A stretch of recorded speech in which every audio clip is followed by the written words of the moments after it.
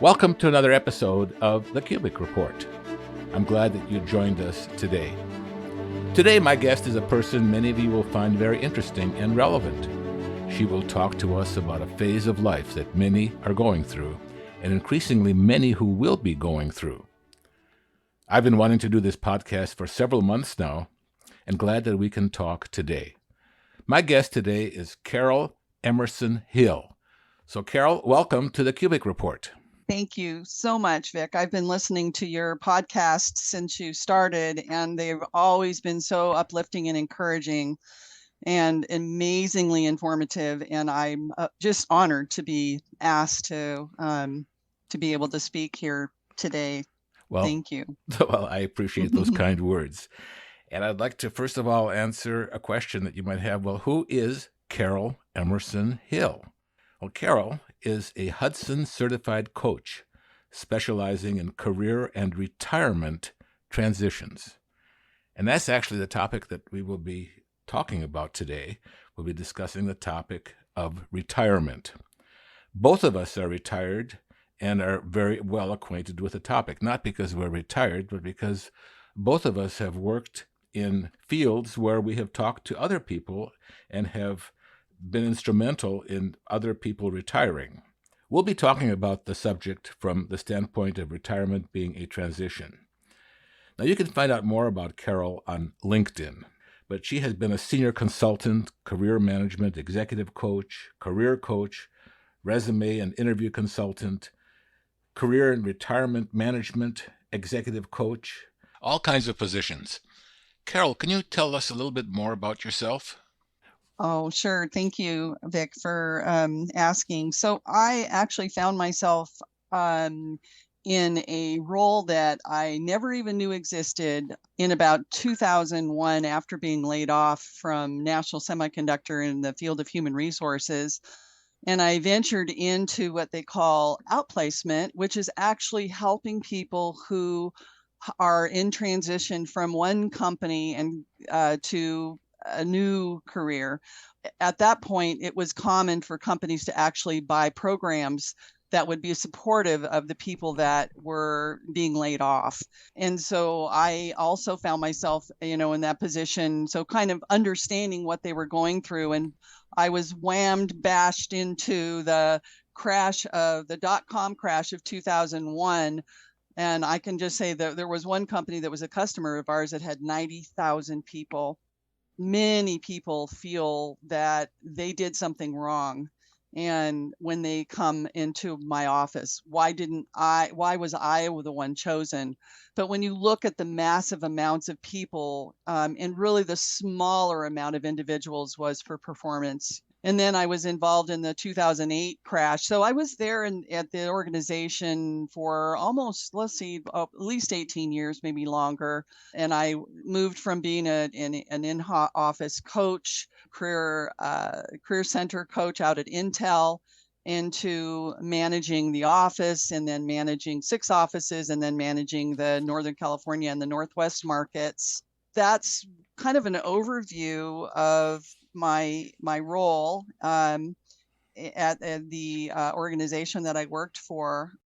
So, Carol, how are you doing today? Where are you at?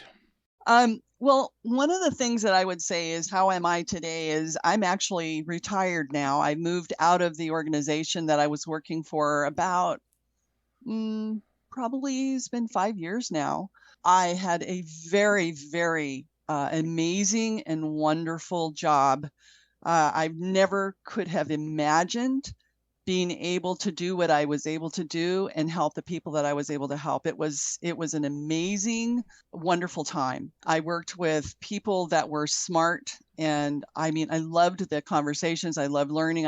Not just the people that were on my team, but the people that were my clients. Mm-hmm. And I learned an amazing amount from them. We worked through, the ups and downs and the emotions that you go through. And what we did was we worked with people, and we call it transition because there's so many different transitions. Some people are, I need to get the exact same job back. Some people are, I hated my job, I want something different. And some people are, I'm really tired and I'm coming to a point where I don't think I want to do the same thing anymore, including retirement. So those conversations were a process, over time, and coaching, workshops, classes, assessments, and teaching through those assessments, and coaching, a lot of coaching. And I can say that sometimes my clients helped me just as much as I helped them. Mm-hmm. So that was, it's extremely fulfilling. And so today, in leaving that role, there's a really big impact that you don't realize. I decided to leave my job because I got married. I'd been single for 26 years, and I met a wonderful gentleman, and he was a widower. Mm-hmm. And he was also retired because he took care of his wife for 3 Mm-hmm. years. So then we found ourselves getting up in the morning and going, what do we do now? I know that we had a very similar circumstances. We had certain similarities in how we faced the subject of retirement. I might just say a few things about mine, if you don't mind, Carol. Oh, please do. Yeah. Because, retirement is a subject that was part of my business. I was directing the ministerial services and church administration, and had to talk to people about the inevitable, the end of their career, the end of their employment. And it came in different ways. And I probably talked to more people about retirement than anybody, is from the standpoint of just the human side of it and facing certain unknowns. And basically, I told Carol that we're going to be talking about retirement not from the standpoint of finances, but from the emotional self-worth point of view. I've talked to a lot of people about this, and some were very happy and very open to it. And there are others who were not very, very happy and just very, very fearful. And some were even very, very angry. So this is part of what has kind of driven here. And then what's interesting about me in my particular case is that I've had to go now through retirement and had to, so to speak, face some of the things that I would talk to people about, not really knowing how it would work out, Yeah. And so that was the thing that was hard. I think there was maybe some of that was very similar to you, right, Carol?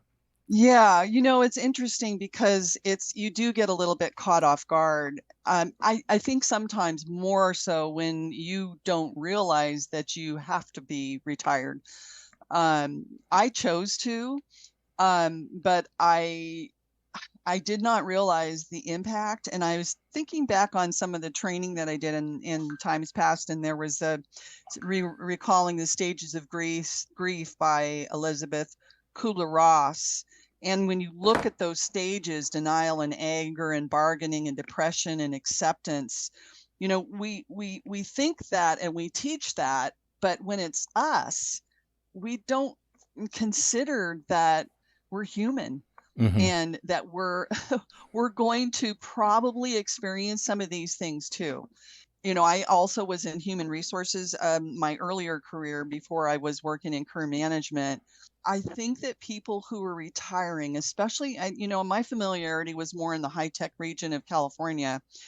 They didn't want to, and I also think when you've had a really fulfilling career and people know you and you're important and you have all this interaction going on, and then they tell you that you have to go, there's oftentimes things to work through. Mm-hmm. And sometimes it's really hard. I can imagine, as being in a capacity of, let's just say in a ministerial capacity, to become number two, in a Mm-hmm. congregation where you were number one.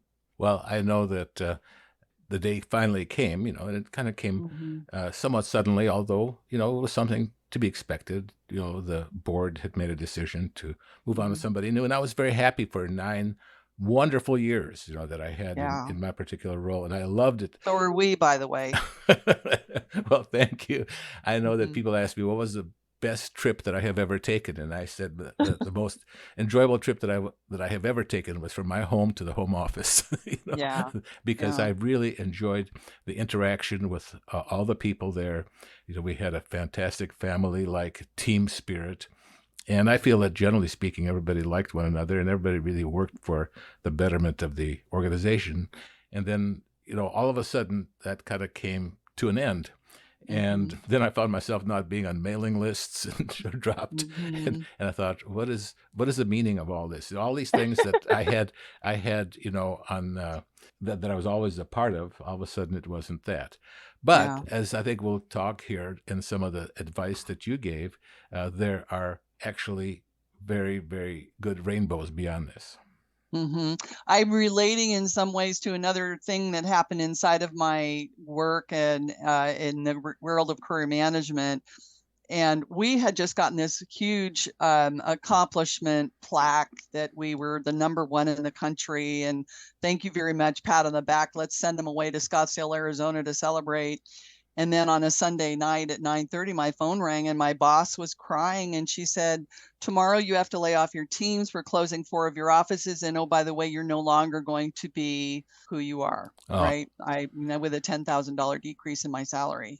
And that's how I got to go to sleep that night. And I knew the next day that I had to lay off people that were my friends. These were very good friends. But what happened with me after that was, and I had the same experience. I went from knowing all the financials of the organization and managing all that to no one's talking to you, getting an email from somebody somewhere back east that says, why haven't you changed your title? mhm. It's on your email address. And I was so insulted and hurt, and to not be in the role and to be off the mailing list, not invited. And oh man, I'll tell you, that was really difficult. And I was pretty angry Mhm. for about 6 months. But you know what? I'll tell you, just a quick outcome of that was the year after that, the boss that laid me off lost her job. And what I realized is that if I had stayed in the role that I was in, I would not have had a job at all. And top that off is that what I loved most was the coaching part of it. So I was able to do some things that I was really good at and got such how do you say this, fulfillment out of, much more fulfillment out of than I had doing the management of, in the higher capacity. So, but that took me some time. And so I thought that because I was mature, I wouldn't ever get angry about something. Right. Mhm. And, Right. like, that's not Christian. You don't do that, be angry and sin not. Yeah, but get over it, girl.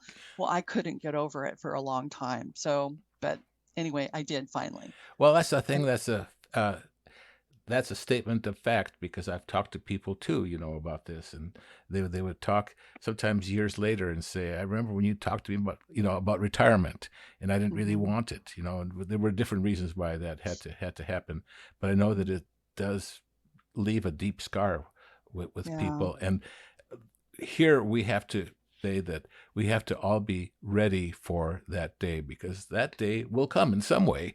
Either yeah, you get sick or mhm, there's family reasons or financial reasons or your company, whatever. And in my particular role, I have gone through breakup of the church, back in 1995, which is a very right, traumatic time, extremely traumatic time. And then, mhm, the start of a new church, the unknowns there. But also, as my wife and I look back, we are so thankful. We are so thankful that God has directed us through all these things and that we mhm. have learned things and that we have even learned through suffering to be able to be helpful to others. I know, I realized a lot of times we're able to relate through to others and what they're going through because we've gone through it ourselves. And we don't always choose that, but God knows best. And he also knows what's around the corner.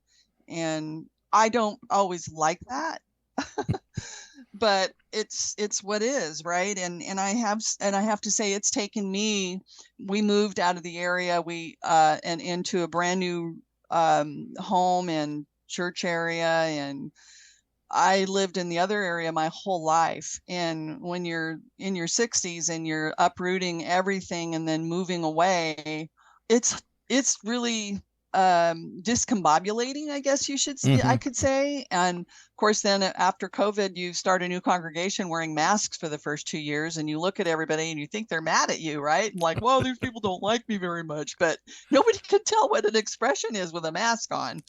So it was a very difficult time. But the last year or so, I've been starting to get involved in other things. So I guess my point is that transition time, between the endings and the new beginnings, it doesn't for some people, it's not quick. For others, it's quick. You move, and that's what everybody would like to have. But if it's not, then you kind of really have to just ride the wave. Well, I know that in my particular case, and I just really admire you for being able to be so open and to talk about these things. I'm a person who likes projects all the time. I Mhm. don't like philosophizing as much as I like to actually do Mhm. something. And so Mhm. I've had a podcast going before for 8 years, a weekly podcast that I had 240 episodes. And then I just decided to start this one here, the Cubic Report, not Mhm. knowing where it would go. But I found out that I'm doing it all. I'm doing everything from finding my guests to formulating the discussion to editing it, which I really enjoy doing, to putting on a server and having it go out there and having success with it. And I have really enjoyed it. And then I've also done Mhm. some writing on the side too. Mhm. And one thing that I had not done that I've been able to do now is to have longer telephone conversations, with Mhm. people around the world. Right now, calling people on the phone is so cheap. In fact, it's free on WhatsApp. Yeah. And I talk to people in Africa. I talk to people in Australia.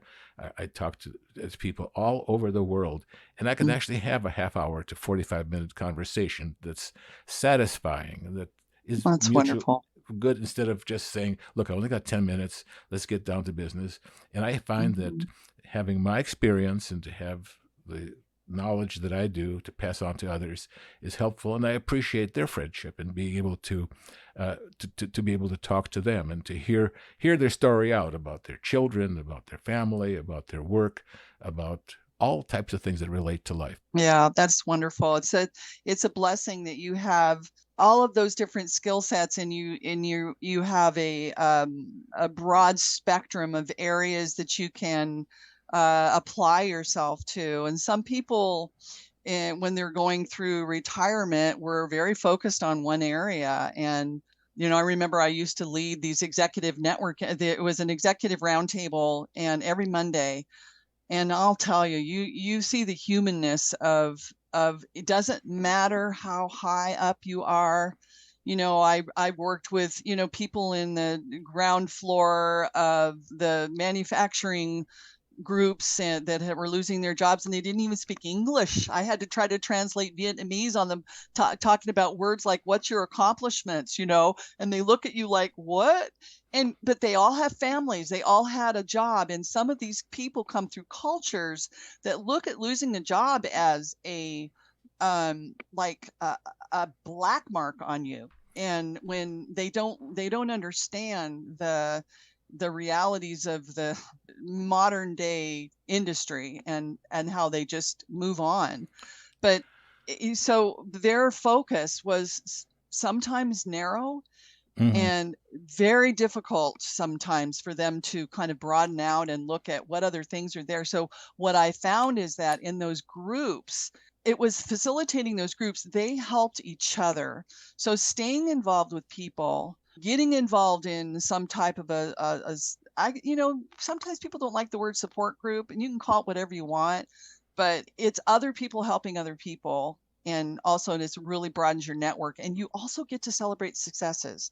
Like, Hmm. wow, that guy did it, I guess I can too. So you're not all alone in the four walls and just doing laundry and, taking out the garbage. You're involved, and that's super important. Well, I think there's also a change in relationships because in the work environment, sometimes it's very competitive. Sometimes it's very competitive, Yeah. and people look at you with envy and jealousy, and perhaps Mhm. other designs. But when you're all retired, you kind of all share your stories. I don't want their job, they don't want my job, but you can just Yeah. share the story, and it just rides on its own merits. Yeah. So I was curious about a question. I had something that I was thinking about in respects to your experience, in roles where you're used to helping a lot of people, and we often don't know how to help ourselves.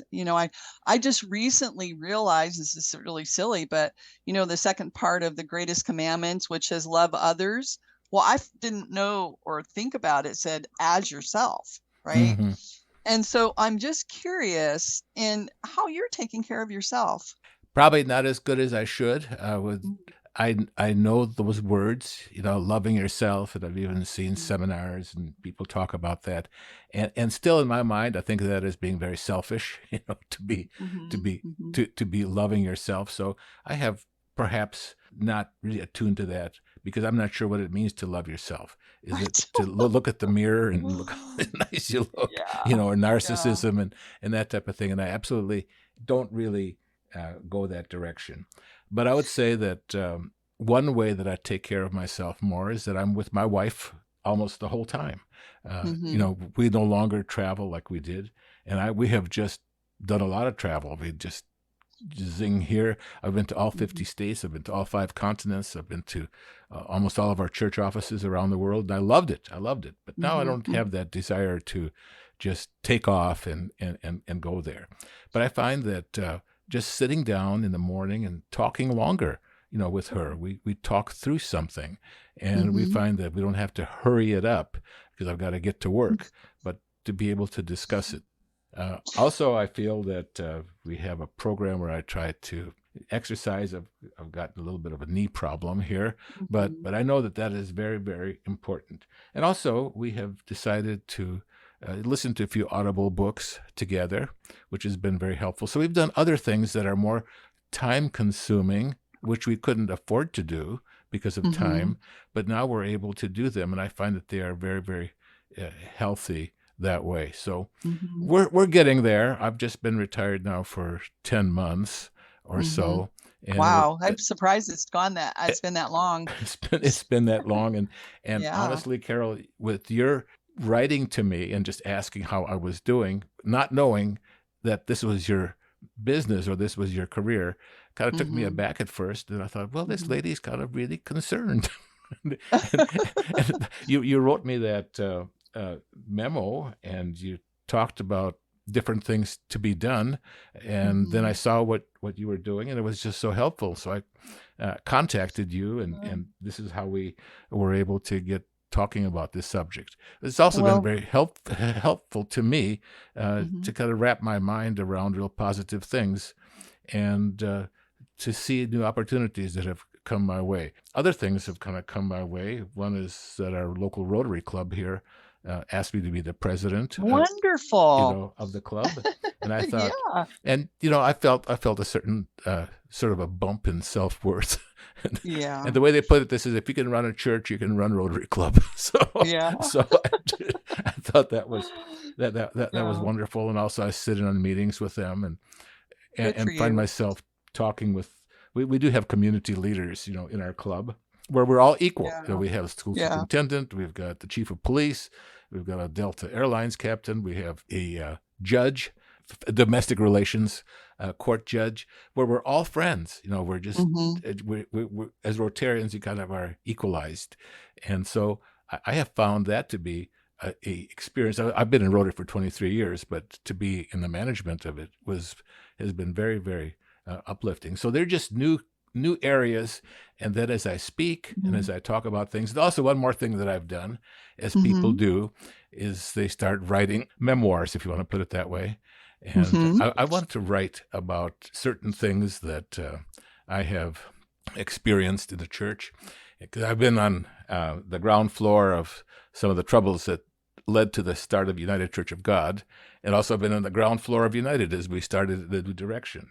And I've right. and I've called this project Ground Zero, of where Yeah, I've started. So I've had good interviews and talks with people, and want to be able to write that. So the sky's the limit right now. We're very happy, and we're still trying to decide where to live, and we're still working on that. So I right. probably rattled on here longer than I should. No, it's really wonderful to hear that you've got a lot of things going on. I guess I will just bring in a couple things to consider is, sometimes there's a certain point in our life that there's something about not being busy that actually is helps us to see things from a different perspective. And like even that I had the same kind of, I have a dear friend who always would tell me, calls me Care, and he would always say, Care, remember when you're on the airplane and the the little mask drops down, you're supposed to put it on yourself first. And because I never ever liked the thought of loving, quote unquote, myself, right? Mm-hmm.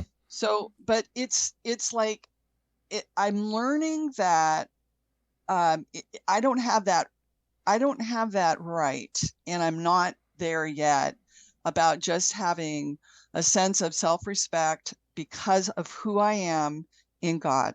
Mm-hmm. And there's this wonderful scripture that, just stopped me, and it's Isaiah 30:15, and it says, in returning and rest, you shall be saved, and in quietness and confidence shall be your strength. And that is something that stopped me because I'm like, I'm not that way. I need to be busy.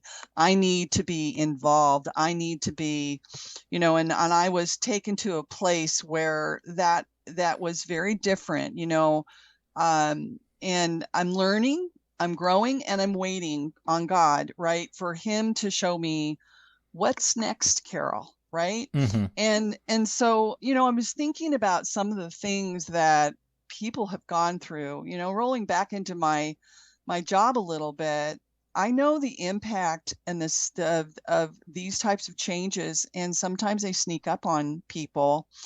And I remember during the 2008, 2009 crash that my client load went from 70 to 700 clients on my, plus not only that, managing the 6 offices and the 9 employees and a lot of staff, in 2 regions, part-time staff. And I remember that, all the people that were in the office, there was wall-to-wall people, despondent and angry faces. And there were suicides that were coming, being Mm-hmm. reported of some of these organizations and companies. And I really felt like out of like this, how in the world will I ever help these people? I never felt so helpless in my life Mm-hmm. as I did then. Sorry, it's a little emotional, No, but yeah. certainly. Uh-huh. And I remember sitting across the table from one guy, and he could hardly talk. And one of the things that I found the most important, helpful thing to do is listen and just sit and just be next to somebody because they can't talk. And I asked him, are you considering suicide? And he said, yes. Mm-hmm. And this guy was a very prominent leader. He was known in his area of expertise. He said, but I am seeing a doctor and I am under care, which I was grateful for, because other than that, I would have had to stop the conversation and call for help. But Mm-hmm. anyway, we talked quite a bit, and he told me about an invention that he created, and it was this interesting, he was an engineer, and it was a posable mannequin. What that would look like is if, you were at a store and, where they have clothes or hats or things on people, this could fold up in a box and it could be, portable.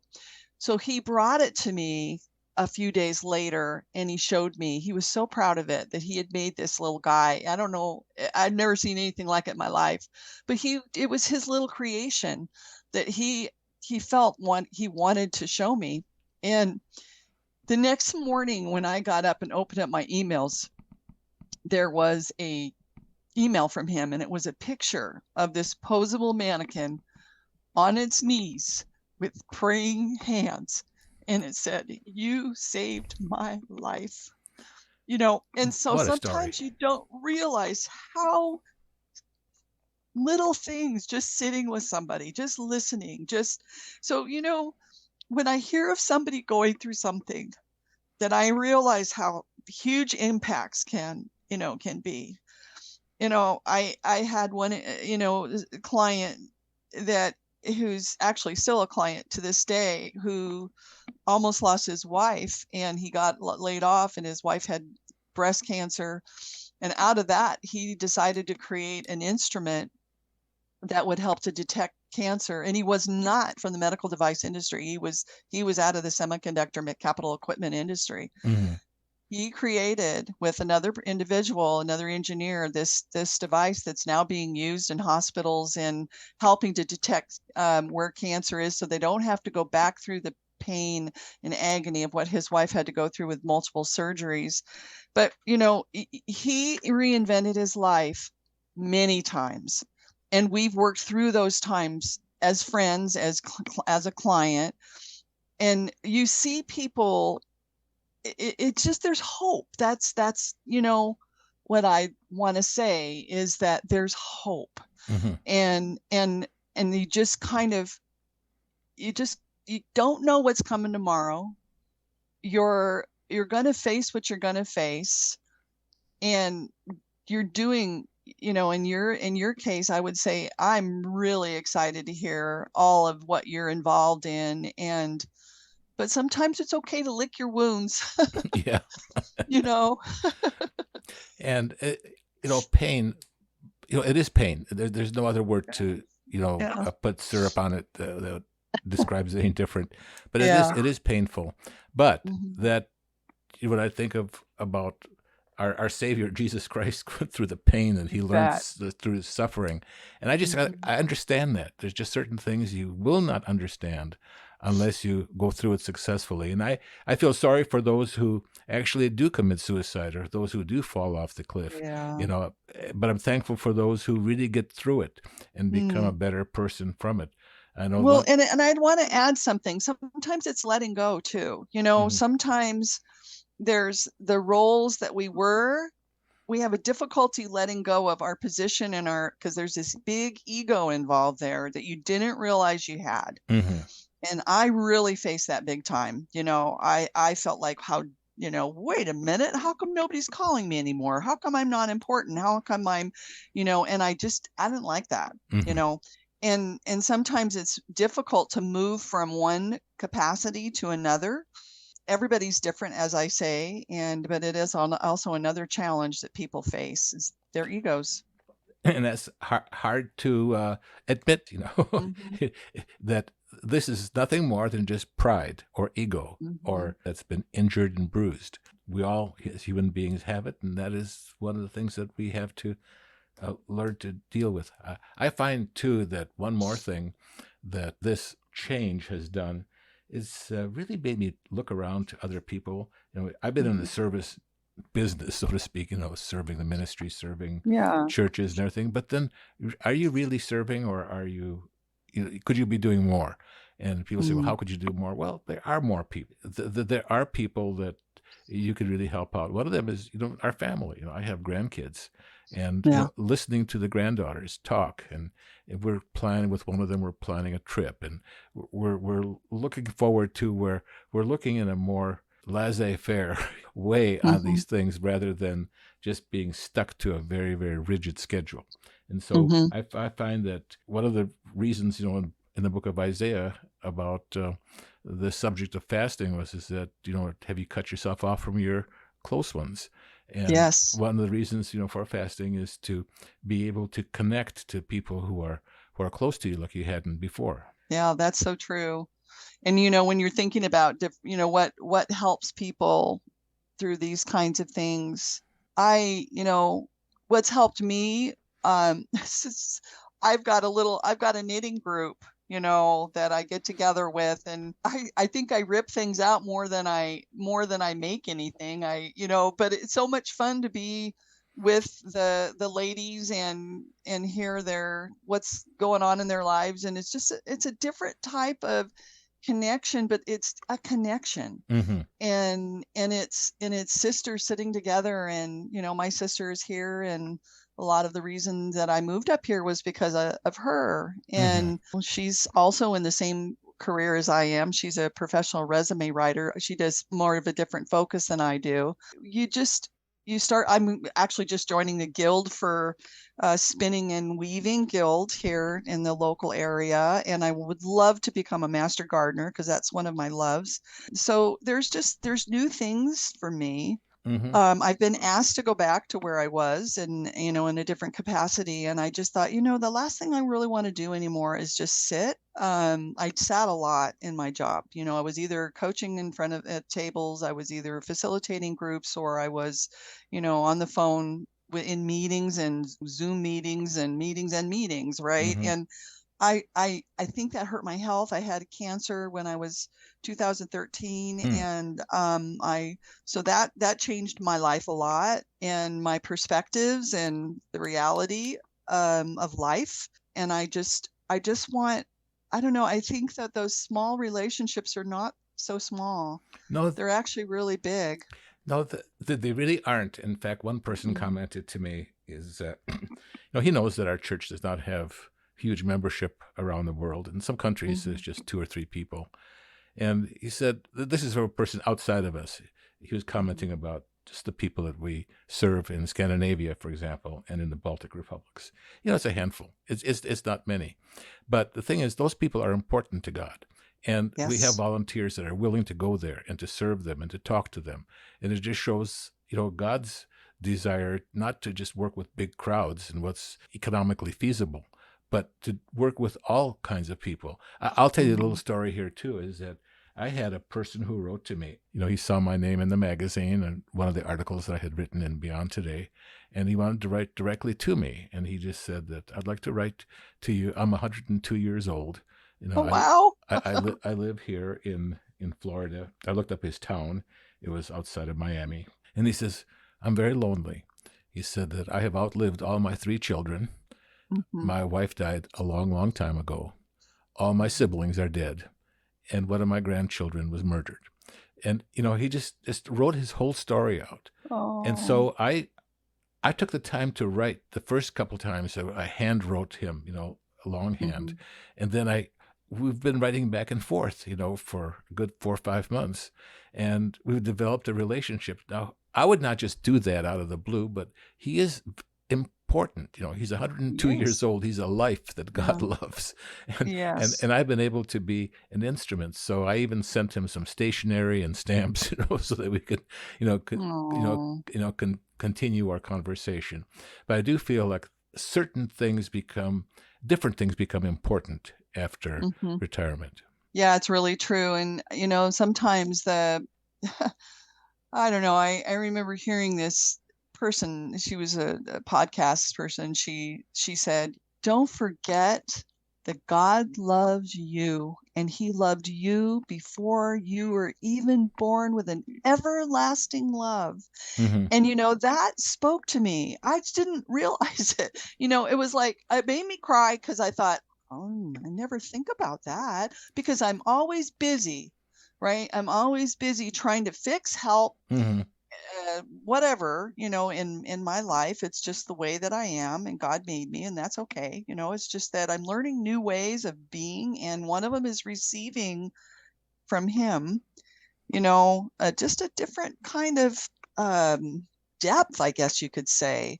And that's the thing you can do with this individual is there's a depth there that you can get into. Whereas when you're at a high level, it's really hard. It's an important position to be in, but so is the other. Mm-hmm. I have another question for you though, but it might be something for you to think about. Okay, why don't you go ahead? You ready? Yep. So when someone retires, there's a chance that it will impact their spouse. And my mother had a high role in an organization, and her husband was a doctor. My stepdad was a physician, and she retired and she liked it. And then he retired. And she said, Carol, he's oppressive. And they were best friends. So, I guess what I would ask you to maybe think about is the impact of what happened on your wife, which you probably already do, and how she would like life to go. Well, I can answer that very easily. My wife is an extraordinary person. She really is. She's just absolutely a saint. She has been part of my ministry all through the time we've been married. And she has, when I had 2 churches on a weekend to speak to, she would go to both of them. She wouldn't just go to Wow. one and just go home. She would go with me to both services. She's always had high involvement, in fact, more involvement than sometimes I want, And also with all the travel that I have done overseas and going to some very, very difficult parts of the world that people wouldn't want their mate to go to. Yeah. She went to all of those areas with me, every single one of them, in the depths of Zambia, places that were difficult not only to get to, but even to be able to stay for a short time. And we always knew that, well, we can go there, see these people, then we come home.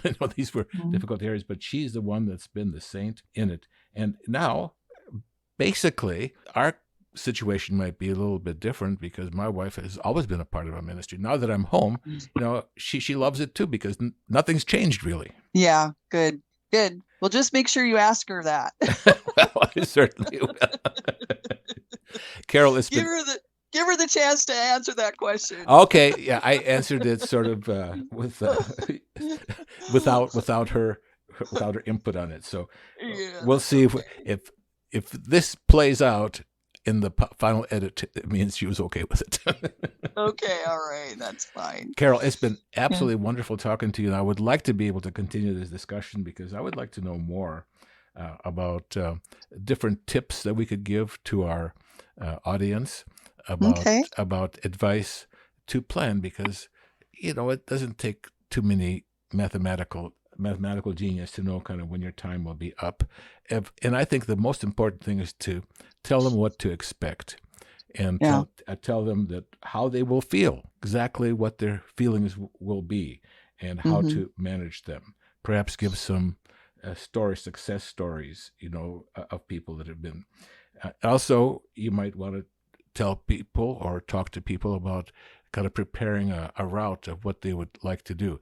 I know that I'm a person that loves my job, and I guess one of the questions I get really bugged by when people ask me, "How's retirement?" It's almost I hate that. It's almost like you're saying, "How are you just laying around?" Which is a good answer is I'm not. Actually, I've said that too. So, Good. But I have been very, very involved. I said I'm not going to be on a cruise playing shuffleboard, or I'm not going to just kind of sit there in a rocking chair or move to some Florida community and be with senior citizens playing cards all day. It's just not me. I can't do that. I want to. This yesterday I wrote a blog article that I'll just mention this blog article about for the Days of Unleavened Bread, about which commandments we keep the best. And there were some thoughts that I had for a while, and I kind of put them together. Really, it wasn't quick because I probably thinking about it for months, but the final draft, I did it. And then I wrote it, and it was actually kind of good. I got a call today from Germany who saw that blog. I just posted it yesterday, and they said, we really liked that. We felt that was very well written, and we're translating it to German and sending it to all the German brethren. Wow, that's great. So that, the secretary called me from just before we started doing the podcast. In fact, I said, I got to go. I said, I've got a podcast to do. And so that cheers me up. It cheers me up that you still have value. And I think that we need to prepare people for the values that they can offer and be able to prepare them. But Carol, let's do that on another podcast. Okay, sounds great. Thank you so much for the opportunity, and you're doing great. It makes me feel good to hear all that you're up to. That's awesome. Also, Carol, it's been wonderful meeting you and to know all the things that you have done. I had no idea, even when you were visiting here in Cincinnati, of all the depth of experience that you've had and how you've been able to articulate this. This has been wonderful. So thank you for joining us here. Can I just add one thing? I know you, but sure. I will tell you that is one of the hardest things, is that no one knows who you are or what you did or what you do until you get closer to them. And so once you're retired and you're out of your world and your capacity that you're in, you become invisible, and that is very hard. So you just gave an example of me showing up at a place, but nobody understanding, and nobody likes to hear somebody saying, "Oh, I'm so great and I did all these wonderful things," right? So you just don't say anything. No, right. So anyway, that's for another time. But thank you again. I really appreciate it. Thank you, and I'll get back to you. Okay, take care. Bye-bye. Bye-bye.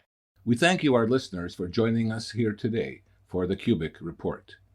If you have enjoyed this podcast, please share it and tell your friends about it. We can be found on a variety of platforms, including Podbean, which includes information about this podcast, Apple and Google Podcasts, Spotify, iHeartRadio, Amazon Music, Audible, Pocket Caster, and other podcasting platforms. You can easily find us on any browser address bar by simply typing in the words, The Cubic Report, and there we are. We'd love to hear from you. We'd love to hear your impressions and suggestions. So write to us at vkubik@gmail.com, vkubik@gmail.com. Again, thank you for listening. Come back soon for more.